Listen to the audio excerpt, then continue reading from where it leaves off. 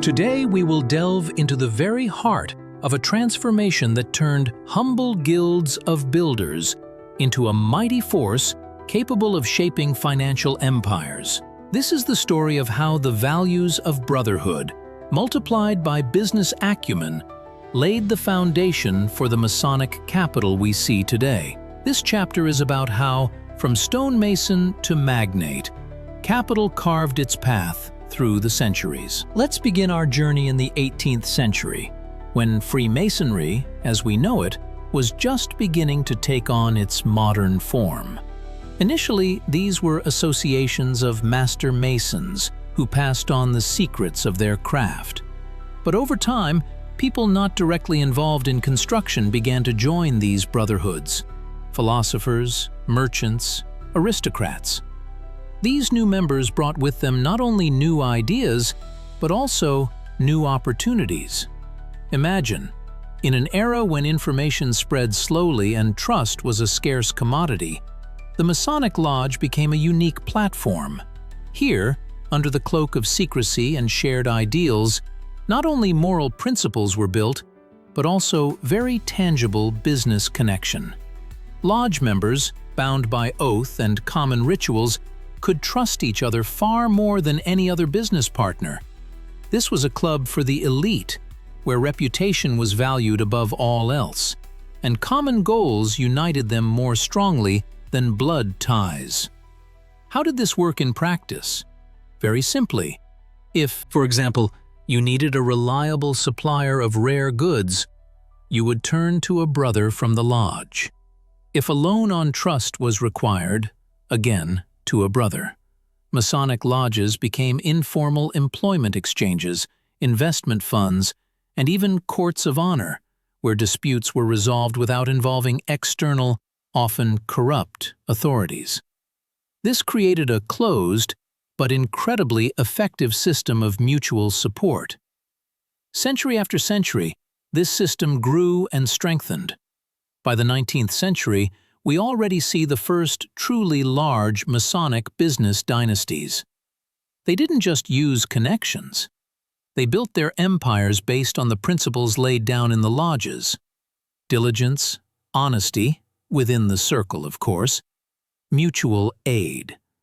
Many of them started with small enterprises, but thanks to access to capital, information, and, most importantly, a network of trusted individuals, they quickly expanded their influence. They invested in new technologies, mastered new markets, created factories and plants that became the engines of the Industrial Revolution.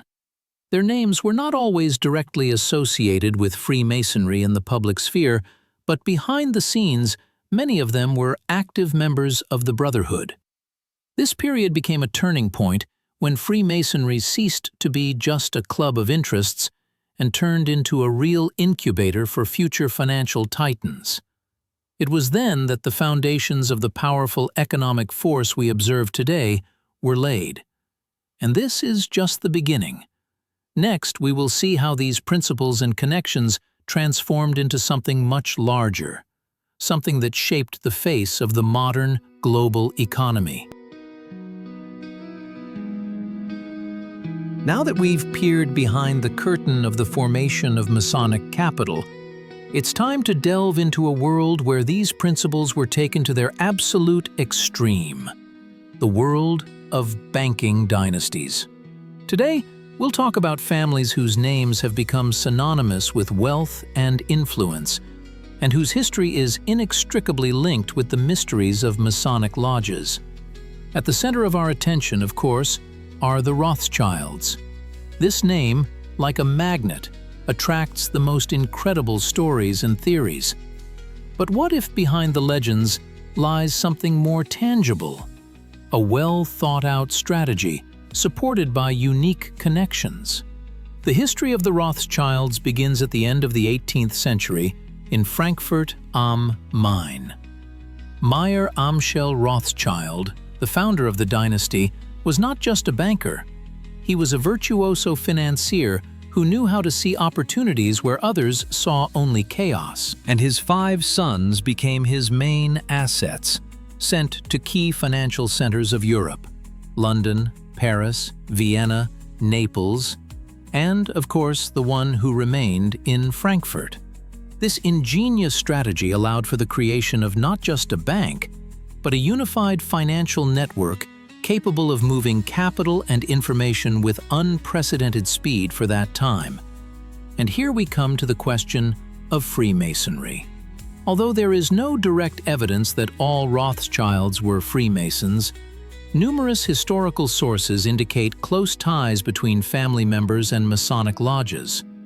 In an era when lodges were centers of political and economic activity, membership in them opened doors to the most influential people in Europe. These were not just acquaintances. It was a system of trust, mutual assistance, and information exchange that could provide a decisive advantage in a world where information was valued above gold. During the Napoleonic Wars, when the Continental Blockade paralyzed trade, the Rothschilds managed to organize the smuggling of gold across Europe, financing the British Army. How did they succeed? Partially due to their unique network, but also due to connections that could be established through Masonic lodges. These lodges often united representatives of different countries, allowing them to bypass state borders and establish contacts even between warring parties. The Rothschilds did not just profit from wars. They shaped their outcome, providing loans to one side or the other. Their influence was so great that in the 19th century, they virtually became the central banks of many European states. They financed the construction of railways, developed mines, invested in industrial enterprises, and everywhere their success was supported not only by financial genius, but also by an extensive network of trusted individuals. But the Rothschilds were not the only ones. Many other influential banking families in Europe and America, such as the Morgans, Kuhns, Loebs, also had members connected to Freemasonry. These connections allowed them not only to gain access to capital and information, but also to form a common strategy, coordinate actions, and, in essence, create a unified financial system that functions to this day. Masonic lodges were not just a place for meetings, but a kind of incubator for the formation of elites, where negotiation skills, asset management, and, most importantly, connections that could last for decades and be passed down from generation to generation were honed. It was these connections, these invisible threads woven into secret societies, that allowed banking dynasties not just to survive, but to thrive, shaping the face of the modern global financial system. Their influence can still be traced today in how global financial markets are structured and in how key economic decisions are made. Now that we have traced how the invisible threads of Masonic connections intertwined into powerful banking dynasties, it is time to look at the other side of the coin, how these very principles shaped industrial empires whose influence is still felt today. We will transport ourselves to an era when the smoke from factory chimneys heralded the advent of a new age, the age of industrialization, and see who stood at the origins of this grand transformation. Let's start with a figure whose name became synonymous with the oil monopoly: John Rockefeller. The man who built Standard Oil from scratch was not just a brilliant entrepreneur, but also, according to some sources, a member of a Masonic lodge. In the late 19th and early 20th centuries, when Rockefeller was building his empire, Masonic lodges in America were influential centers, uniting industrialists, politicians, and financiers. Could such an ambitious and far-sighted man as Rockefeller ignore the opportunities offered by membership in this closed club? Hardly. The network of contacts, access to information, the ability to receive support and find reliable partners, all this was invaluable in a rapidly developing economy. Building such a giant company as Standard Oil required not only capital and managerial talent, but also the ability to negotiate, persuade, and sometimes fiercely compete. Masonic connections could serve as an invisible shield and sword in this struggle, ensuring loyalty and mutual understanding where ordinary business relationships failed. Let's move on to Henry Ford, the man who put the world on wheels. The founder of the Ford Motor Company, a pioneer of assembly line production, was also known for his ties to Freemasonry. His slogan, "A car for every man," became the embodiment of the American dream, and his factories a symbol of industrial power. Ford, like Rockefeller, operated in an era when Masonic lodges served as an important social and business institution. Imagine the opportunities that opened up for an industrialist who was part of an inner circle. Access to the best engineers, financiers, the ability to lobby for his interests at the state level. And, just as importantly, it was a platform for exchanging ideas, for finding like-minded people who shared his bold, visionary plans. These men did not just build factories, they created entire industries, changing the face of cities, the way of life, for millions. They were pioneers, and in their pursuit of innovation and expansion, Masonic principles of brotherhood, mutual assistance, and the pursuit of perfection could be reflected. Today, in the 21st century, we see the continuation of this tradition. Although modern tech giants and their founders rarely openly speak about their affiliation with secret societies, the principles laid down by Freemasonry are still relevant. Network capital, trust within closed circles, information exchange, and mutual support – all these remain the cornerstone of successful business. In Silicon Valley, where innovations are born at a rapid pace and competition is ruthless, connections decide everything. And although the forms of these connections may have changed, the essence remains the same. Access to the right people, the opportunity to get advice or investments, to find a reliable business partner, from Rockefeller, who extracted oil, to modern visionaries creating software, the same pattern can be traced. Successful entrepreneurs have always known how to use any available resources to achieve their goals.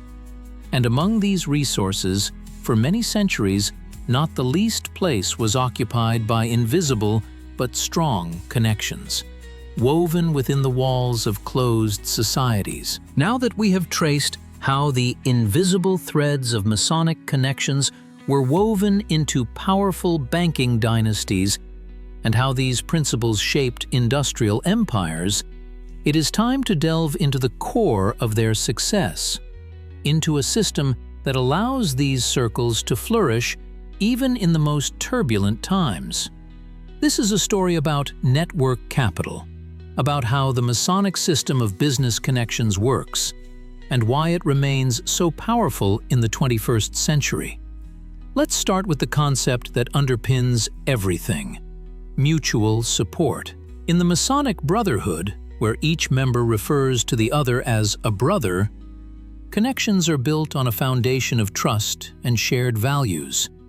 This is not just club membership, it is belonging to a kind of family, where help and support are not empty words but part of an unwritten code. When it comes to business, this trust becomes an invaluable asset. How does it work in practice? Very simply, suppose a Masonic entrepreneur is looking for a reliable supplier for his new project. Instead of spending months searching and vetting in the open market, he turns to his lodge. It is highly probable that among his brothers, he will find someone who either is engaged in the required business himself or knows someone reliable and competent. This is not just a recommendation, it is a guarantee. The reputation of the lodge and the person providing the guarantee are on the line, which ensures high quality and honesty in the transaction. This system allows for obtaining contracts that others can only dream of.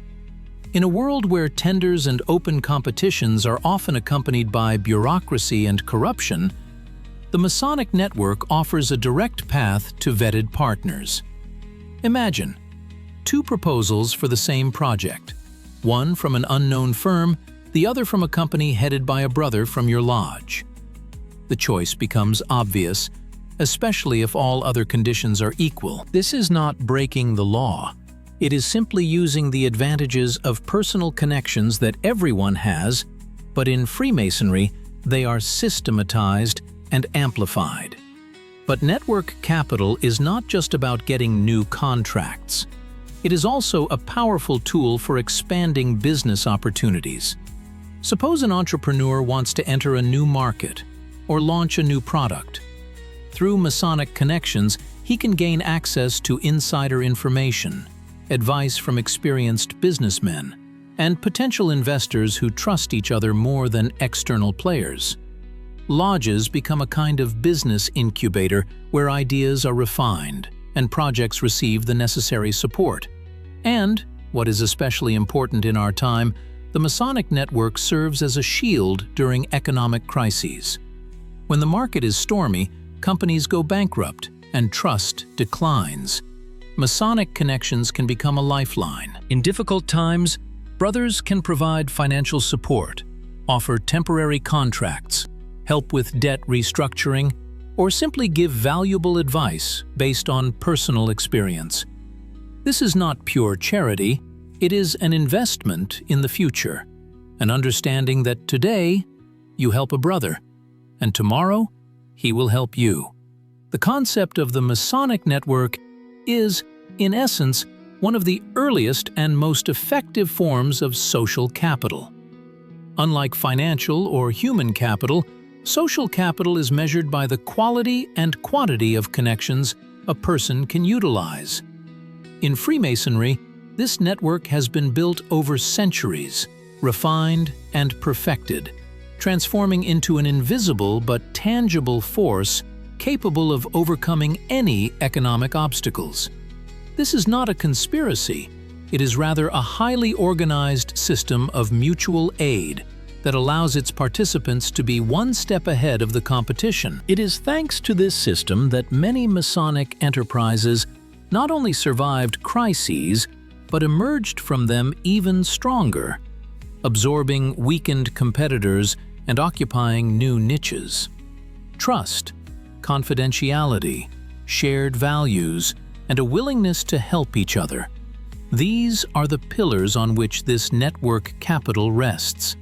And it is these principles that make Masonic business empires so resilient and influential in the modern world. Now that we've seen how Masonic connections form powerful business empires, it's time to delve into the very heart of the global financial system, Wall Street. This is where fortunes are made and lost, where every decision can change the fate of millions. And here, behind the scenes, the influence of Freemasonry is felt particularly acutely. We will talk about how the secret brotherhood infiltrates key financial institutions and how its members shape the policies of financial markets, making decisions that affect the entire world. The history of Wall Street, like the history of Freemasonry, is full of mysteries and legends. Since the 18th century, when New York was just beginning to transform into a financial center, Masonic lodges actively recruited bankers, brokers, and major investors into their ranks. At a time when formal rules were still in their infancy, personal connections and trust played a decisive role. Lodges became an ideal platform for establishing such connections. By the late 19th and early 20th centuries, when Wall Street had firmly established itself as the heart of American finance, the presence of Masons in the highest echelons was undeniable. Many of the founding fathers of leading investment banks and stock exchanges were active members of the Brotherhood. For example, figures such as John Pierpont Morgan, founder of J.P. Morgan, or representatives of the Vanderbilt family, whose financial empires were closely linked to the railway boom, had confirmed ties to Masonic lodges. Their membership was not accidental. In a world where information was valued above gold and trust was a scarce commodity, lodges provided a unique opportunity for exchanging insider data and coordinating actions. This allowed not only for profitable deals, but also, no less importantly, for shaping the rules of the game in the market. Imagine, in a closed circle where everyone was bound by an oath, one could discuss upcoming investment projects, plans for mergers and acquisitions, and even impending legislative changes long before this information became public. This gave a colossal advantage over competitors. Take, for example, the period of the Great Depression in the 1930s. This was a time of unprecedented upheaval, when banks and companies collapsed and millions of people lost their savings. However, some financial institutions and their leaders not only survived, but also strengthened their positions. Historians and researchers have repeatedly pointed out that Masonic connections may have played a key role in this process. In conditions of complete chaos, when government regulators were powerless, a network of trusted individuals could provide support, access to liquidity, and perhaps even information about future government measures. This does not mean that Masons deliberately organized crises, but they certainly knew how to profit from any situation. Their ability to coordinate and mutually support allowed them to adapt more quickly to changing conditions and make decisions that preserved and increased their capital. Today, in the 21st century, the situation has changed. Financial markets have become much more transparent and regulated. However, the principles laid down centuries ago are still relevant.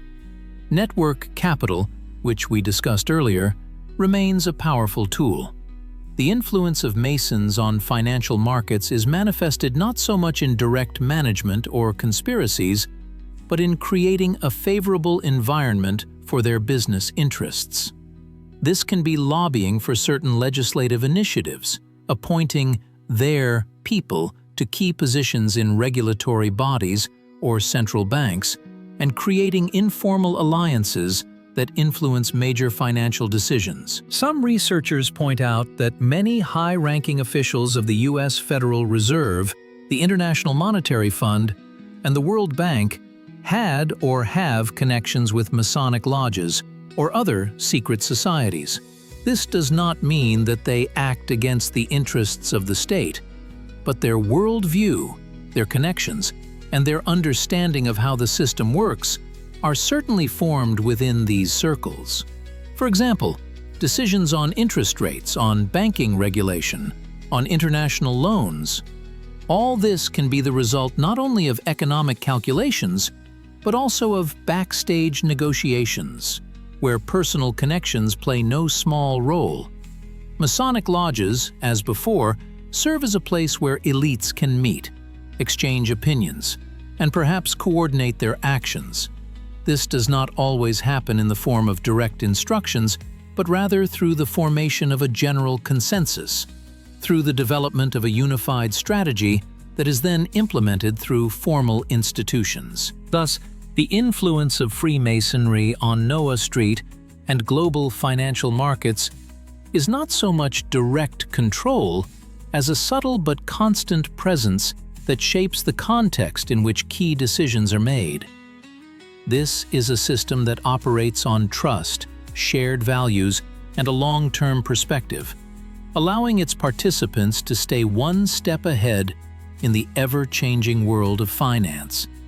It is not always obvious, but a careful look allows one to see the invisible threads that connect the most powerful figures in the financial world. We have already traced how the invisible threads of Masonic connections were woven into powerful banking dynasties and formed industrial empires and peeked behind the scenes of Wall Street. Now it's time to delve into a world where these connections take tangible forms, into the realm of real estate and construction. This is a story of how the Masonic trace remains in the architecture of wealth, from historical origins to modern development empires. Let's see how this brotherhood, born from guilds of stonemasons, continues to shape the face of our cities and influence the most lucrative markets. Originally, Freemasonry was closely associated with the art of construction. Master masons, who passed their secrets from generation to generation, did not just erect buildings. They imbued them with symbolism, a deep meaning understood only by the initiated. And these traditions have not disappeared. One only needs to look at iconic buildings around the world to see these hidden messages. Recall, for example, the Capitol in Washington, D.C., or many European city halls and palaces. Their architecture, layout, and even individual decorative elements often contain Masonic symbols: the all-seeing eye, the compass and square, columns symbolizing strength and wisdom. These are not just decorations, they are a kind of signature, a reminder of who stood at the origins of these grandiose projects. But the influence of Freemasonry in construction was not limited to symbolism alone. In the 18th and 19th centuries, when Freemasonry was in its heyday, lodge membership opened doors to the most lucrative contracts. Imagine, you are a successful builder and you need a large order. If you are a member of a lodge where officials, aristocrats, and wealthy merchants gather, your chances of getting that order increase many times over. The trust established within the brotherhood became a guarantee of reliability and quality. This allowed Masons to gain access to the best land plots, often at preferential prices or through insider information. They could know in advance about city development plans, about the construction of new roads or canals, which gave them a colossal advantage over competitors. They built not just houses, but entire districts, shaping the urban environment and, of course, making huge profits. Take, for example, the development of London or Paris in the 19th century. Many of the largest developers of that time were Masons. Their projects not only changed the face of these capitals, but also laid the foundations for future financial successes. They created infrastructure that served themselves and their business partners. In the 20th century, with the advent of modern development empires, the principles remained the same, although the methods became more sophisticated. Masonic connections still play a role in obtaining lucrative contracts, especially in large government projects or in the construction of facilities requiring significant administrative resources. Access to the right people in urban planning committees, land departments, or banks issuing construction loans can be a decisive factor for success. This does not necessarily mean corruption in the direct sense of the word. Rather, it is the use of legitimate personal connections and trust that allows for faster problem-solving, circumventing bureaucratic obstacles, and obtaining information unavailable to the general public. Modern Masonic developers, like their predecessors, continue to invest in their projects not only capital, but also elements of symbolism, albeit less explicit. Sometimes this can be a hidden sign in a company logo, an unusual building layout referencing ancient teachings, or even the choice of a construction site with special significance. This is a kind of game, understood only by the initiated, but at the same time bringing quite real dividends. In the era of globalization, when large construction projects are implemented worldwide, international Masonic connections become even more valuable. They allow for finding reliable partners anywhere on the planet, gaining access to local resources, and overcoming difficulties associated with the peculiarities of legislation in different countries. From the construction of skyscrapers to large-scale infrastructure projects, the Masonic trace in the architecture of wealth remains visible, shaping not only the landscape of our cities, but also the financial flows behind these grandiose creations. Now that we have traced how the invisible threads of Masonic connections were woven into powerful banking dynasties, formed industrial empires, looked behind the scenes of Wall Street, and saw the Masonic footprint in the architecture of wealth, it's time to look at the most dynamic and rapidly changing sector of modernity.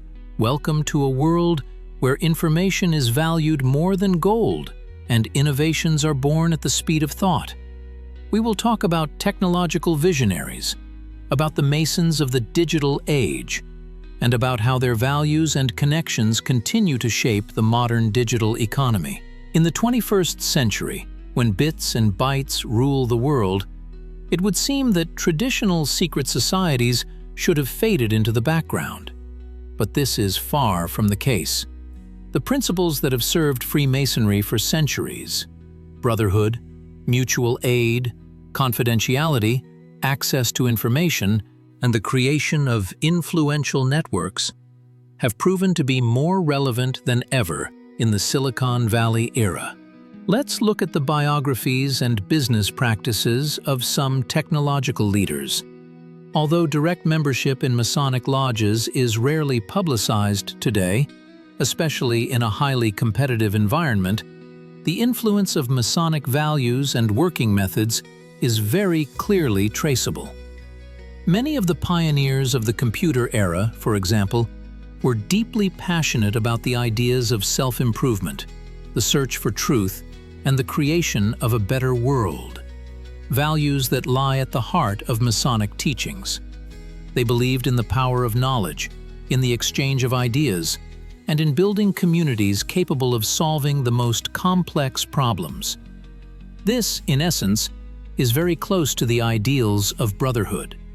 Take, for example, the early communities of hackers and programmers. They often operated as closed but interconnected groups, exchanging code, ideas, and information, creating what we now call open source. This was a kind of digital lodge where trust and reputation were key assets. The influence of Masonic connections in the modern technology industry manifests itself, perhaps not in direct membership, but in the formation of corporate culture and business practices. In Silicon Valley, where startups rise and fall with incredible speed, personal connections, recommendations, and access to insider information play a crucial role. Many venture capitalists, investors, and company founders are closely connected through universities, previous projects, or informal clubs. This creates an ecosystem where new ideas and talents can quickly find support and funding if they have the right connections. These networks, though not called Masonic lodges, function on very similar principles.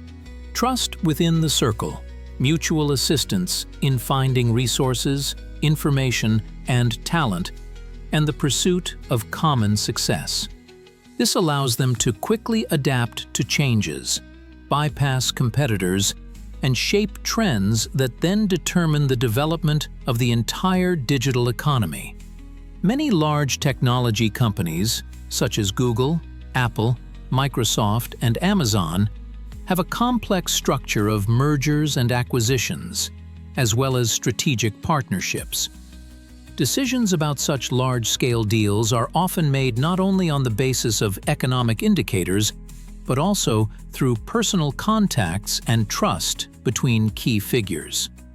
These informal networks, where information exchange and mutual support are the norm, allow for faster deal-making and coordination of actions at a global level. The technological visionaries of the digital age, whether they are startup founders or leaders of multinational corporations, continue to use the principles of network capital laid down centuries ago. Their success is largely determined not only by the brilliance of their ideas, but also by their ability to build and utilize powerful networks of connections that allow them to stay one step ahead. This is not always obvious, but a careful look allows one to see the invisible threads that connect the most powerful figures in the technological world. Now that we have traced how the invisible threads of Masonic connections were woven into powerful banking dynasties, formed industrial empires, looked behind the scenes of Wall Street, and saw the Masonic footprint in the architecture of wealth, as well as the influence on technological visionaries, it is time to talk about a less obvious but no less powerful side of Masonic influence: philanthropy. Charity, seemingly an act of selflessness in the hands of Masonic billionaires, transforms into a subtle tool of influence, capable of shaping public opinion and expanding their presence in the world. This is a story of how kindness can be a strategy. Masonic organizations, from their inception, have always paid great attention to charity. The principles of brotherly love, aid, and truth lie at the heart of their teachings. Therefore, it is not surprising that many Masonic billionaires are actively engaged in philanthropy, establishing foundations, hospitals, schools, and other charitable institutions. However, behind this pursuit of good often lie deep strategic goals. Take, for example, the activities of John Rockefeller. After his Standard Oil was broken up by the government, he devoted himself to philanthropy, founding the Rockefeller Foundation. This foundation became one of the largest in the world, funding research in medicine, education, and agriculture. Thanks to his donations, vaccines for yellow fever were developed, and universities and libraries were funded. But this was not just goodwill. Large-scale charitable activities helped Rockefeller significantly improve his public image, which had suffered greatly due to accusations of monopolism and unfair competition. He transformed from a robber baron into a great philanthropist. Another striking example is Andrew Carnegie, a steel magnate and also a Mason. He believed that wealthy people were obligated to return their wealth to society. Carnegie financed the construction of thousands of libraries around the world, founded the Carnegie Endowment for International Peace and the Carnegie Corporation of New York. His philanthropy, like Rockefeller's, contributed to the formation of a positive image, but also served as a tool for promoting certain values: education, peace, and scientific progress, which were close to Masonic ideals. Masonic lodges and orders also have their own charitable programs. For example, Shriners International, associated with Freemasonry, operates an extensive network of children's hospitals, Shriners Hospitals for Children, providing free medical care to children with orthopedic conditions and burns. This is a huge and very visible activity that not only saves lives, but also creates an incredibly positive image of Freemasonry in the eyes of the public. Who can fault an organization that treats sick children? Thus, philanthropy serves several purposes. Firstly, it is a direct embodiment of Masonic values, helping one's neighbor and striving to improve the world. Secondly, it is a powerful tool for improving public image. In a situation where Freemasonry is often criticized and shrouded in myths, charity allows it to be shown in its best light, as an organization that brings real benefit to society. Thirdly, charity is a way to expand influence. Through funding educational institutions, scientific research, and cultural projects, Masons can influence the formation of public opinion, support certain lines of thought, and ultimately, shape future elites. Students who received scholarships from Masonic foundations. Scientists whose research was funded by Masonic money often retain loyalty and gratitude, which can be converted into future connections and support. And finally, it is a way to create and maintain networks. At charity events, on the boards of trustees of foundations, and in grant distribution committees, influential people meet: politicians, businessmen, scientists. These meetings become another platform for establishing and strengthening connections, which can then be used for both business and political purposes. So, when we see Masonic billionaires donating huge sums to good causes, it is important to remember that behind this act of generosity may lie not only a sincere desire to help, but also a well-thought-out strategy aimed at strengthening influence, forming a positive image, and expanding their networks. Charity becomes not just a good deed, but a powerful tool in the hands of those who seek to shape the world according to their rules. Now that we have traced how the invisible threads of Masonic connections were woven into powerful banking dynasties, formed industrial empires, looked behind the scenes of Wall Street, saw the Masonic trace in the architecture of wealth and the influence on technological visionaries, and also understood strategic philanthropy, it is time to dive into a world where power and money merge. Today we explore the interrelationship between the political influence of Masons and their business interests, analyzing how these connections contribute to the formation of a favorable legislative environment for certain industries and corporations. This is a story about how invisible levers control state machines and how capital gains a voice in the corridors of power. Freemasonry has historically attracted prominent politicians, statesmen, and even monarchs into its ranks. As early as the 18th and 19th centuries, when Masonic lodges were centers of intellectual and social life, they became a natural platform for forming political alliances. Here, in an atmosphere of trust and shared ideals, politicians and businessmen could discuss issues that would then be reflected in legislation.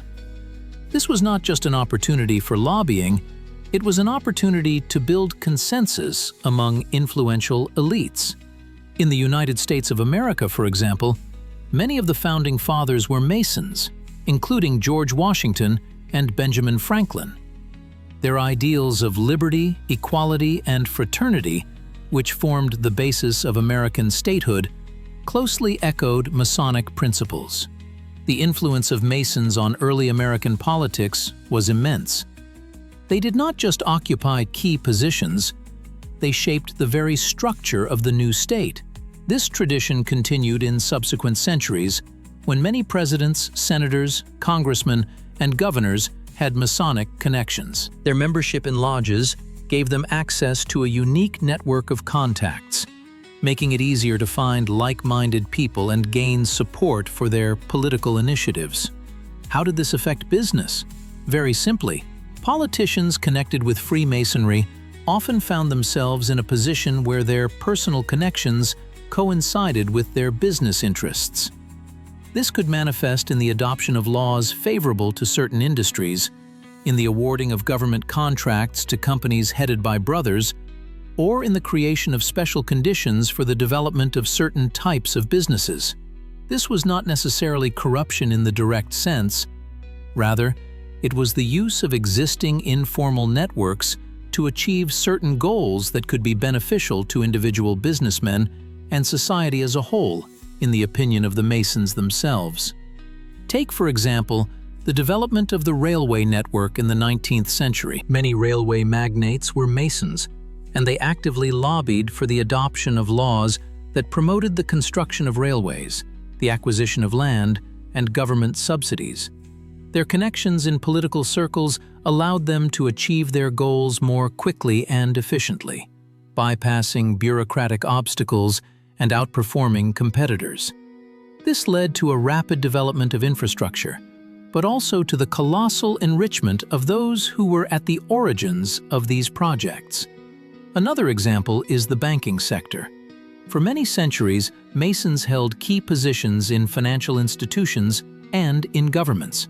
This allowed them to influence monetary policy, regulate banking activities, and create a favorable environment for the growth of financial empires. Laws regulating the work of banks were often developed with the participation of people who had deep connections with both the financial sector and Masonic lodges. This created a system where the interests of business and the state were closely intertwined. In the 20th and 21st centuries, although the openness of Freemasonry has decreased, the principles remain the same.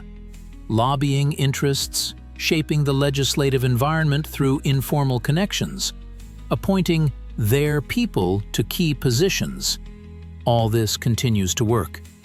In today's world, where the economy is becoming increasingly globalized, international Masonic connections can play a key role in shaping trade agreements, investment policies, and even in resolving international disputes. This is not always obvious to the general public, but a careful look allows one to see how these invisible threads of connections influence decision-making at the highest levels of power.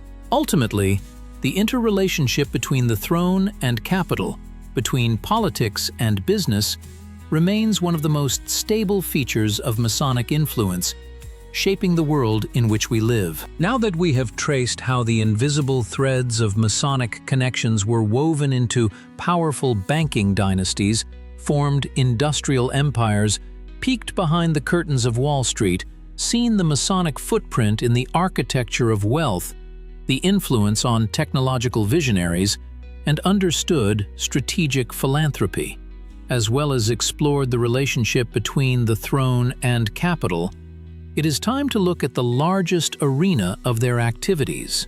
We move on to global empires, to the transnational business of Masonic elites, and will analyze how these connections shape the global economy and international trade relations.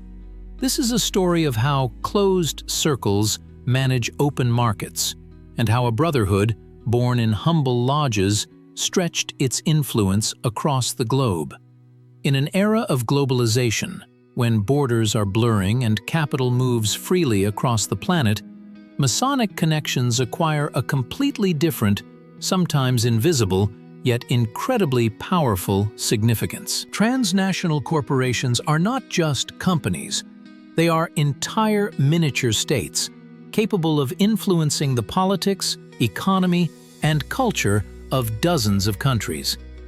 And very often, at the helm of these giants are people whose roots go deep into Masonic traditions. How does this work? Imagine a large corporation that wants to enter a new market, say in South America or Asia. This is a complex process that requires not only financial investments, but also a deep understanding of local specifics, legislation, cultural features, and, most importantly, access to influential people. This is where Masonic connections come into play. Through international lodges, through common rituals and ideals, members of the Brotherhood can find each other anywhere in the world. This creates a unique network of trust that allows them to bypass bureaucratic obstacles, obtain insider information, and conclude deals inaccessible to external players. One striking example is the development of infrastructure projects in developing countries. The construction of ports, roads, power plants. These are multi-billion-dollar contracts that are often awarded through competitive bidding. However, if one of the participating companies has strong Masonic connections, its chances of success increase significantly. This does not necessarily mean direct corruption, but rather the use of informal channels of influence. A person holding a key position in the government or in the local business community, being a brother of a Masonic lodge, can provide support, ensure a favorable review of an application, or simply accelerate the decision-making process. These global networks also play an important role in international trade. When it comes to concluding large trade agreements between countries or creating favorable conditions for exports and imports, Masonic connections can be an invisible but very effective tool. Meetings in lodges, informal conversations, exchange of opinions, all this contributes to the formation of consensus and the elimination of disagreements that could delay or even derail important negotiations.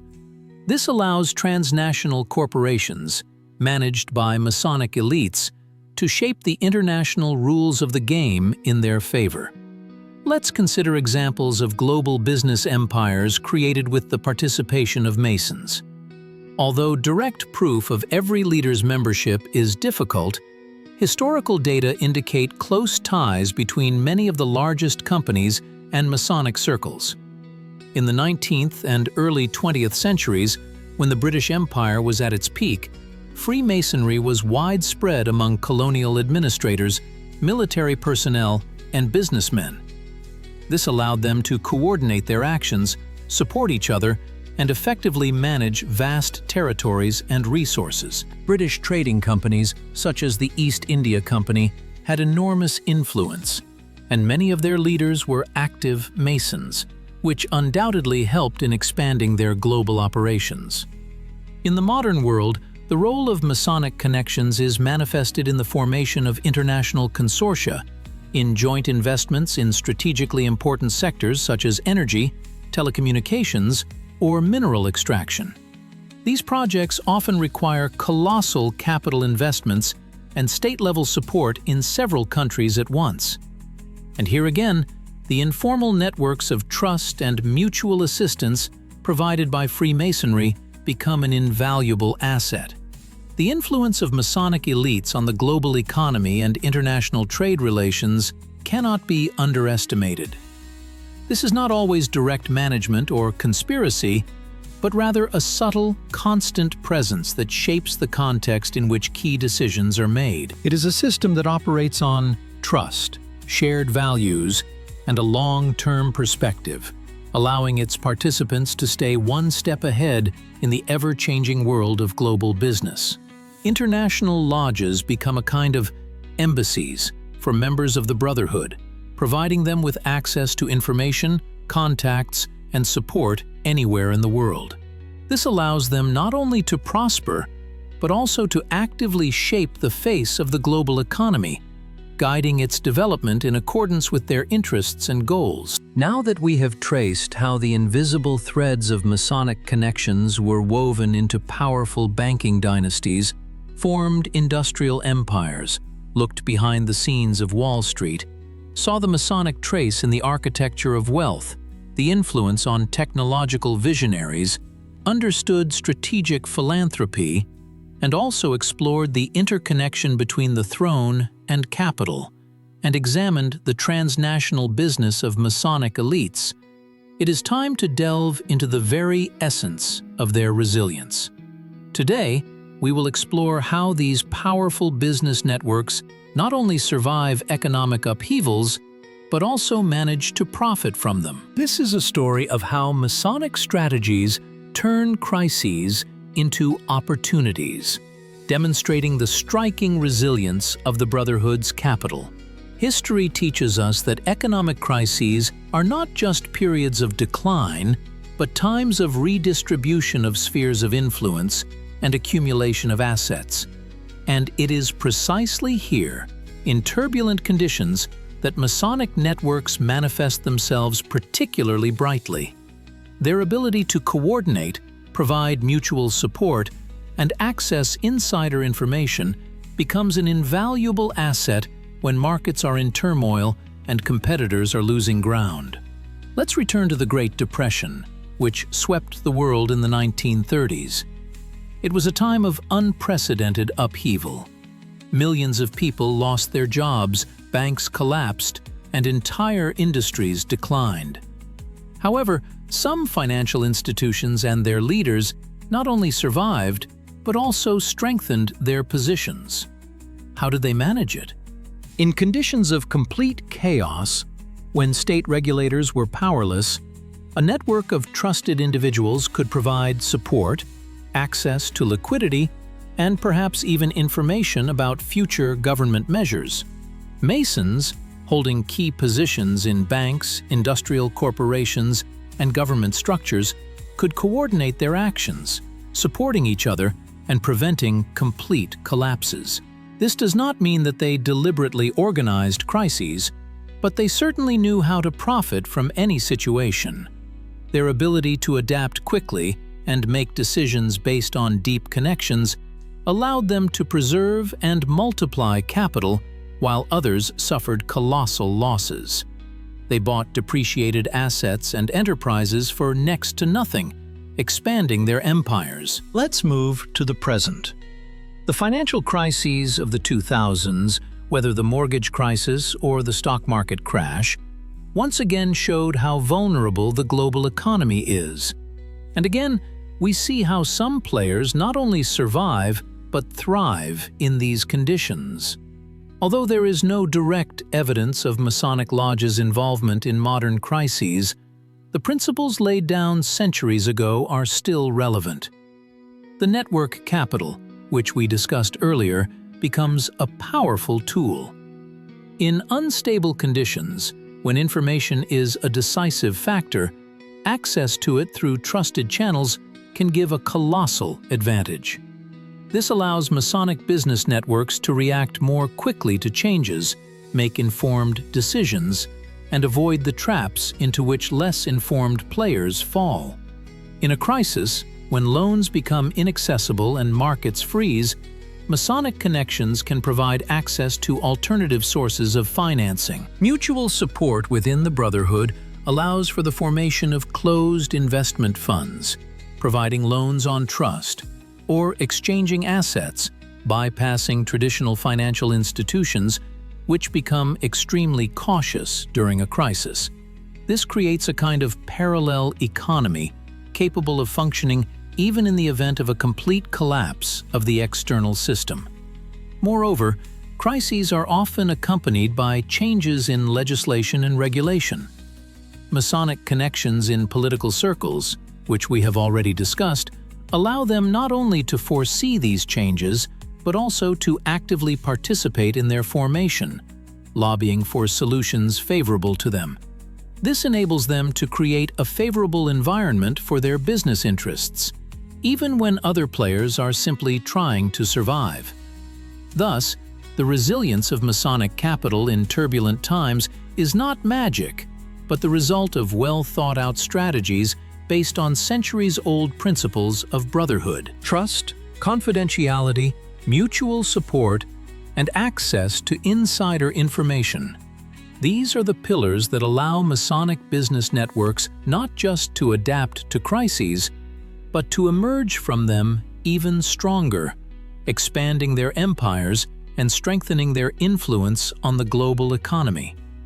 This is not always obvious, but a careful look reveals the invisible threads that connect the most powerful figures of the financial world and allow them to turn chaos into order and losses into profit. Now that we have traced how the invisible threads of Masonic connections were woven into powerful banking dynasties, formed industrial empires, looked behind the scenes of Wall Street, saw the Masonic trace in the architecture of wealth, the influence on technological visionaries, understood strategic philanthropy, and also explored the interconnection between the throne and capital, examined the transnational business of Masonic elites, and found out how these networks profit from crises, it is time to look at the most controversial and debated side of Freemasonry: conspiracy theories. This is a battlefield where facts are mixed with fiction, and real influence drowns in an ocean of speculation. Today we will try to separate the wheat from the chaff, analyzing popular myths about Masonic control over the world economy and comparing them with documented facts. For centuries, Freemasonry, shrouded in secrecy and rituals, has itself become fertile ground for all sorts of conspiracy theories. From controlling world governments to managing financial flows, the list of accusations is endless. And when it comes to billionaires and their connections, these theories reach their peak. But where does reality end and fantasy begin? One of the most common myths is the idea that Masons secretly control all major corporations and banks, using them as tools to achieve their global goals. This theory is often supported by lists of famous entrepreneurs and financiers who, it is claimed, were or are members of the Brotherhood. Indeed, as we have already seen, many influential figures in business history had Masonic connections. However, this does not mean that all their actions were dictated by the lodge or that they acted as a single, centralized body.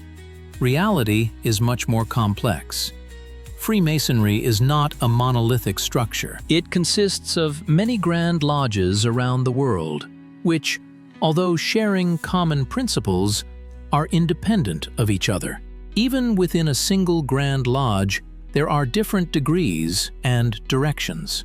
To imagine that all these disparate groups could coordinate actions to control the entire world economy is to underestimate the complexity and chaos of the modern world. Documented facts indicate that Masonic connections indeed served as a powerful tool for the personal and business success of individual members. The system of mutual aid, access to information, and informal networks of contacts certainly provided an advantage. But this advantage was more a result of social capital than part of some global conspiracy. If the head of a large corporation is a Mason, it does not automatically mean that his decisions are dictated by the lodge. Rather, his membership could have helped him advance his career, obtain profitable contracts, or establish useful connections, which in turn contributed to the growth of his business. Another popular myth is the idea of Masonic symbols hidden in the design of banknotes, building architecture, and company logos as proof of their secret control. Indeed, Freemasonry has rich symbolism, and some of these symbols, such as the all-seeing eye or the pyramid, are found in various cultural and historical contexts. But their presence does not always mean direct Masonic influence or conspiracy. Many of these symbols have ancient roots and were used long before the emergence of Freemasonry, acquiring new meanings in different eras. Their appearance on a dollar bill or in the architecture of Washington may be a tribute to the ideals of the Enlightenment, which were close to both the founding fathers of the USA and the Masons of that time. Rather than proof of hidden control, it is important to understand that secret societies, by their very nature, generate rumors and speculation. The lack of transparency, rituals, and oaths, all of this fuels the imagination and leads to the creation of the most incredible scenarios. However, critical analysis requires separating what can be verified from what remains in the realm of assumptions. Freemasonry, like any other influential association, used its resources to advance its interests and support its members. This is a real fact. But transforming this into total control over the world, that is already conspiracy theory. A balanced view of the problem involves recognizing that Masonic connections have been, and remain, an important factor in the business world, especially in the formation of elite networks. However, this is not the same as an all-encompassing conspiracy. The influence of Masons in business is rather a result of their ability to effectively use social capital, trust, and mutual aid within their brotherhood, rather than the result of secret manipulations aimed at world domination. Separating these two aspects allows us to see the real picture, rather than succumbing to fascinating but often groundless theories. Now that we have traced how invisible threads of Masonic connections were woven into powerful banking dynasties, formed industrial empires, looked behind the scenes of Wall Street, saw the Masonic trace in the architecture of wealth, the influence on technological visionaries, understood strategic philanthropy, and also explored the interrelation between the throne and capital, considered the transnational business of Masonic elites, found out how these networks profit from crises, and tried to separate facts from myths in conspiracy theories, it is time to look at how all this is preserved and multiplied from generation to generation. We will delve into the world of Masonic heritage, the continuity of wealth and power.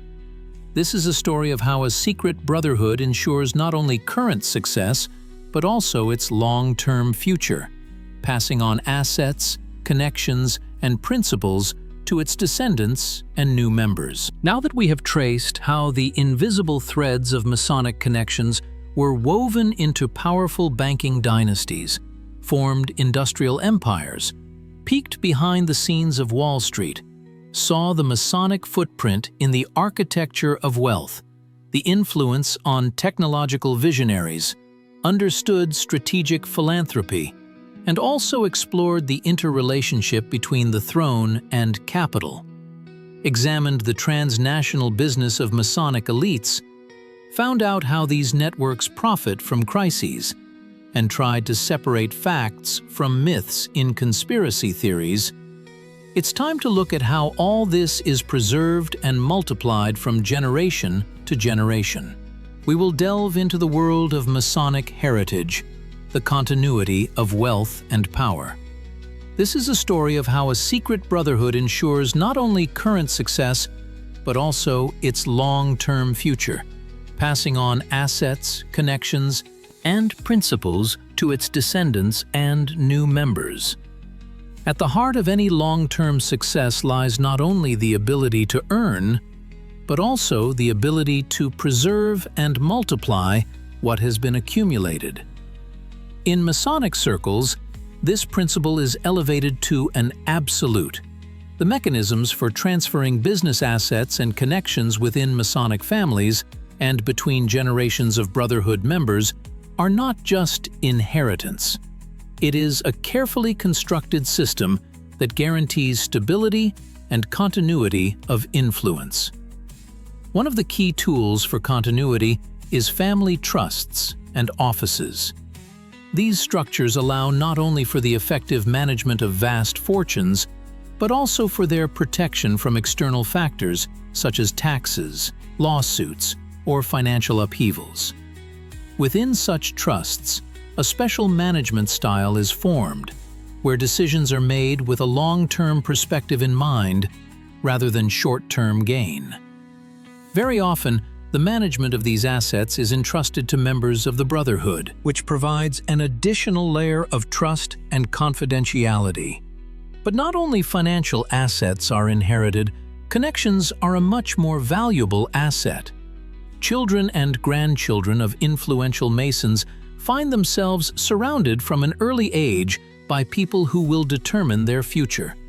They attend the same elite schools, join the same private clubs, and of course, in due course, if it aligns with their choice, join the same Masonic lodges as their fathers and grandfathers. This creates a continuous chain of contacts that provides the new generation with instant access to an existing network of influence. They don't have to start from scratch. They enter the game with a ready-made baggage of trust and recommendations. Educational traditions play a colossal role here. Many Masonic families pay enormous attention to education, sending their children to the best universities in the world. But this is not just about getting a diploma. It's an opportunity to establish new connections, find like-minded people, and strengthen existing ones. These elite educational institutions often have their own informal clubs and fraternities, which serve as a kind of preparatory stage for entering more influential circles, including Freemasonry. The transfer of not only wealth, but also power, occurs through mentorship. Experienced members of the Brotherhood take promising young people under their wing, teaching them not only the intricacies of business, but also the principles, ethics, and unwritten rules that govern the world of Masonic elites. This is a kind of initiation into the world of big politics and big business, where personal qualities, loyalty, and the ability to keep one's word are valued no less than financial genius. Consider examples of historical dynasties such as the Rothschilds or Rockefellers. Their wealth and influence were passed down from generation to generation, not only through wills, but also through a carefully constructed system that ensured continuity of management, preservation of connections, and maintenance of a unified strategy. Each new generation entered an already established system, gaining access to capital, information, and most importantly, a network of trusted individuals that spanned the entire world. Thus, Masonic heritage is not just a sum of money or assets, it is a living system that is constantly being renewed and adapted, ensuring the continuity of influence and power. It is the ability to transfer not only material goods, but also the invisible threads of connections, principles, and knowledge that allow the Brotherhood to maintain its power and relevance for centuries. This is the foundation upon which the future of Masonic capital is built, allowing it to adapt to any economic reality and stay a step ahead. And it is these mechanisms of continuity that will be key to understanding how Freemasonry will transform in the future.